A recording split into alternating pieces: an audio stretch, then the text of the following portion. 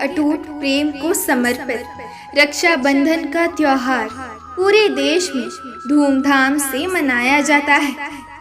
रक्षाबंधन कब शुरू हुआ, इसे लेकर कोई तारीख तो स्पष्ट नहीं है, किंतु माना जाता है कि इस पर्व की शुरुआत सतयुग में हुई थी। इस त्योहार से संबंधित कई कथाएं पुराणों में मौजूद हैं। आज हम जानेंगे रक्षाबंधन क्यों और कब से मनाया जा रहा है। उससे पूर्व यदि आप इस चैनल पर नए हैं तो चैनल को सब्सक्राइब कीजिए और बेल आइकन को भी अवश्य प्रेस कीजिए ताकि हमारे नए वीडियो सबसे पहले आपके पास पहुंचे। तो चलिए शुरू करते हैं। राजा बलि और माता लक्ष्मी का बंधन। राजा बलि बहुत बड़े दानवीर राजा थे और भगवान विष्णु के अनन्य भक्त भी थे। एक बार उन्होंने यज्ञ का आयोजन किया। इसी दौरान उनकी परीक्षा लेने के लिए भगवान विष्णु वामन अवतार लेकर आए और दान में राजा बलि से 3 पग भूमि देने के लिए कहा। राजा बलि ने 3 पग भूमि देने का वचन दे दिया, किंतु भगवान विष्णु ने 2 पग में ही पूरी पृथ्वी और आकाश नाप लिया। इस पर राजा बलि समझ गए कि भगवान उनकी परीक्षा ले रहे हैं। तीसरे पग के लिए उन्होंने भगवान का पग अपने सिर पर रखवा लिया। फिर उन्होंने भगवान से याचना की कि अब तो मेरा सब कुछ ही चला गया है, प्रभु आप मेरी विनती स्वीकार करें और मेरे साथ पाताल में चलकर रहे। भगवान ने भक्त की बात मान ली और वैकुंठ छोड़कर पाताल लोक चले गए। उधर देवी लक्ष्मी परेशान हो गए। फिर उन्होंने लीला रची और गरीब महिला बनकर राजा बलि के सामने प्रस्तुत हो गई और राजा बलि को राखी बांधी। बलि ने कहा, मेरे पास तो आपको देने के लिए कुछ भी नहीं है। इस पर देवी लक्ष्मी अपने वास्तविक रूप में आ गई और बोली, आपके पास तो साक्षात भगवान है, मुझे वही चाहिए, मैं उन्हें लेने आई हूँ। इस पर बलि ने भगवान विष्णु को माता लक्ष्मी के साथ जाने दिया। जाते समय भगवान विष्णु ने राजा बलि को वरदान दिया कि वो हर साल 4 महीने पाताल में ही निवास करेंगे। ये 4 महीने चतुर्मास के रूप में जाने जाते हैं, जो देवशयनी एकादशी से लेकर देव उठानी एकादशी तक होता है। द्रौपदी और श्री कृष्ण का रक्षाबंधन। राखी से जुड़ी एक सुंदर घटना का उल्लेख महाभारत में मिलता है। सुंदर इसलिए क्योंकि ये घटना दर्शाती है कि भाई बहन के स्नेह के लिए उनका सगा होना आवश्यक नहीं है।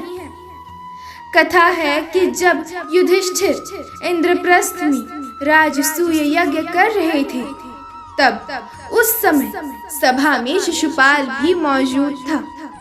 शिशुपाल ने भगवान श्री कृष्ण का अपमान किया तो श्री कृष्ण ने अपने सुदर्शन चक्र से उसका वध कर दिया। लौटते हुए सुदर्शन चक्र से भगवान की छोटी उंगली थोड़ी कट गई और रक्त बहने लगा। ये देख द्रौपदी आगे आई और उसने अपनी साड़ी का पल्लू फाड़कर श्री कृष्ण की उंगली पर लपेट दिया।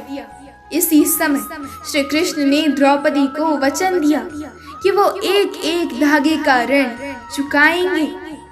इसके पश्चात जब कौरवों ने द्रौपदी का चीर हरण करने का प्रयास किया तो श्री कृष्ण ने चीर बढ़ाकर द्रौपदी की लाज रखी। कहते हैं जिस दिन द्रौपदी ने श्री कृष्ण की कलाई पर साड़ी का पल्लू बांधा था, वो श्रावण पूर्णिमा का दिन था। युधिष्ठिर ने अपने सैनिकों को बांधी राखी।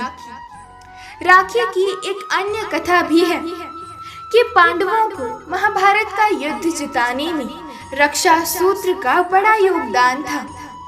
महाभारत युद्ध के दौरान युधिष्ठिर ने भगवान श्री कृष्ण से पूछा कि हे वासुदेव, मैं कैसे सभी संकटों से पार जा सकता हूँ?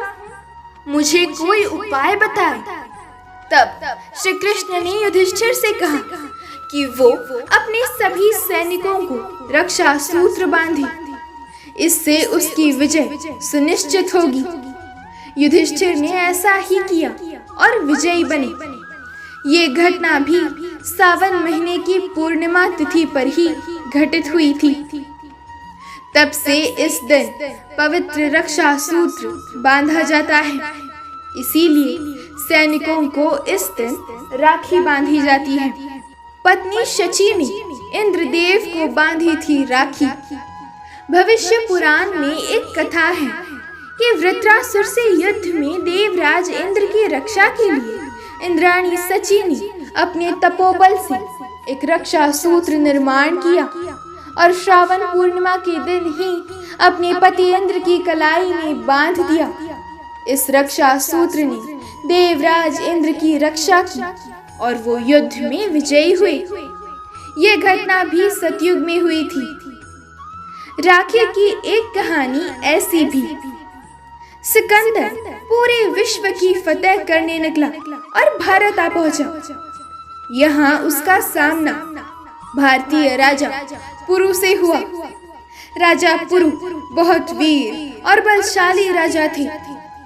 उन्होंने युद्ध में सिकंदर को धूल चटा दी। इसी दौरान सिकंदर की पत्नी को भारतीय त्योहार रक्षाबंधन के विषय में पता चला।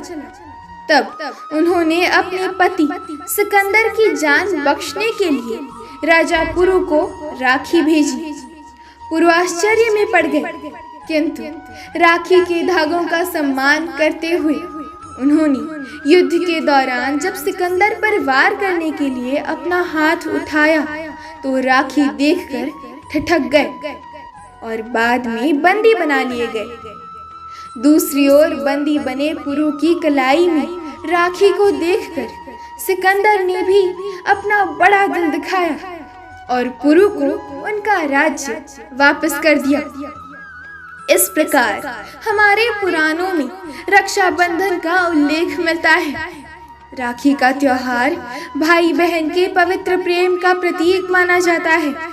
इस दिन बहन अपने भाई के सलामती की कामना करती है और भाई अपनी बहन को रक्षा का वचन देता है। जय श्री कृष्ण।